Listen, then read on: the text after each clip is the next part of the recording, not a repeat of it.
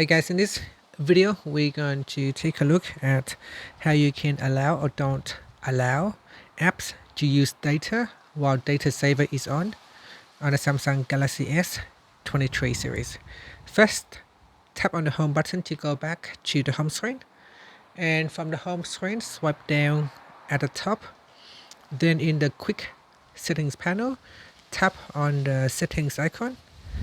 Next, in here we scroll down and then tap on apps. Then at the top here, tap on the more button. From the pop-up, tap on special access. Now we scroll down and then tap on allow to use data while data saver is on.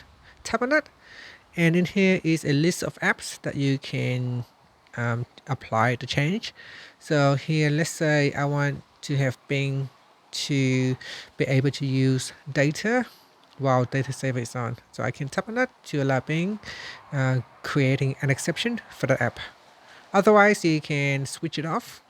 So let's say if this app currently have access to using data while data saver is on, and if we want to stop that behavior, we can go in here and switch it off. And that's it. Finally, you can tap on the home button to return back to the home screen.